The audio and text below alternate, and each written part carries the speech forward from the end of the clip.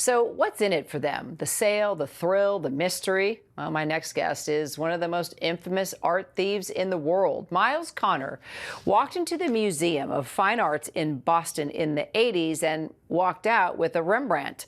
But Connor didn't plan on holding on to it, but rather used the stolen work as a bargaining chip to get a reduced sentence on another case, even getting a $15,000 cash reward for its return. And get this, he's the son of a decorated police officer. Myles Connor joins me now for more. Myles, it's pretty wild looking back at the video there from when you were first interviewed.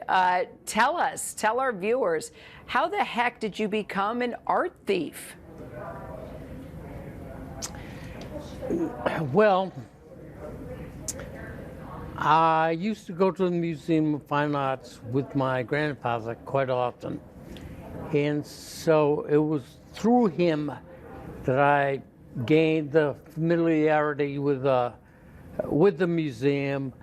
And he had a fairly large collection of Japanese swords, and so did the Museum of Fine Arts. And it was via the visits to the museum that I became familiar with the museum. And what prompted me to rob the Rembrandt from the museum was a remark made to me by an FBI agent who had arrested me on another charge. And he said, well, we've got you now, Connor. Let's see you get out of this. It'll take a Rembrandt to get you out of this. And with that statement, that gave me the impetus to rob the Rembrandt from the Museum of Fine Arts. And from then, it was just a manner of how to get the paintings out of the museum, and then where to store it until a deal could be made. Because when something like that happens, immediately the police or the FBI say, well, we'll have it back within weeks. We've got our informants. But then when weeks turn into months and months, and they realize they're not getting their paintings back, then an attorney approaches the museum and says, we have somebody who may be able to return the paintings. But of course, it's at great risk to himself, and of course, he'd want a reward. And so that was how I arranged for the paintings, for that painting to be returned. So what do you think is up with these thieves in France? Why do you think they stole these crown jewels? What, is it to sell them? Is it to hold on to them like you did and use them as a bargaining chip? What do you think? Well, do I think they'd break them up and sell them as individual jewels? No, I don't think anybody in the right mind would do that. They could do one of two things: hang on to them for a period of time until they have an attorney approach the museum saying, we have somebody who may be able to find these paintings, but we want a reward. They could do it like that. But the way it happened, I would say they were professional thieves that stole the jewelry, and then they did it on a commission by somebody else who actually wanted to hang on to the jewelry.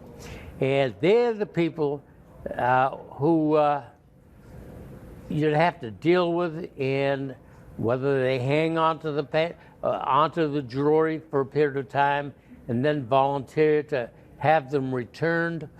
The worst scenario is somebody like from Saudi Arabia would want the things for their own private collection. Understood. Okay, so here's what I really want to know is your dad was a cop. And I'm looking back at this video of you. You look like a very smart, very handsome young man. When you were sitting down in that interview, you came from a family of law enforcement. Why did you want to become an art thief? Tell me what was going on inside your mind. Were you ever afraid that your dad was going to come after you? No, I wasn't. But I was afraid of the embarrassment I'd bring to my dad.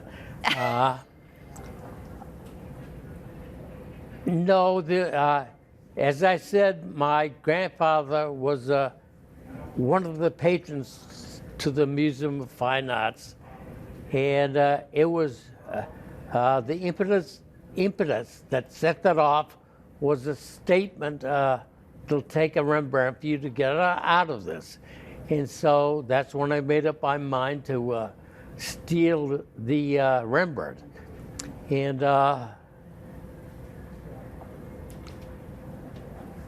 was there any desire to not return the Rembrandt? No, I always intended on returning the Rembrandt. And that's why I say there's the hope that somebody will return these jewels in return for a reward. Because certainly, if they're not returned, then it'll go down in the annals of French history, if not world history, as most despicable of thieves. And so, as I said, I think professional thieves went in there and grabbed them, and somebody else commissioned them to take them, whether that's somebody who intends on just hanging on to them for a while and then returning them, or something worse, like somebody else who may have retained them to do the theft right, in return for cash, and they themselves will hang on to them. Let's hope that's not the case. Well, no one wants to go down in history as a despicable thief, that's for sure. Myles Connor, you're a fascinating man. It was great talking to you. Thank you. Likewise. Thank you.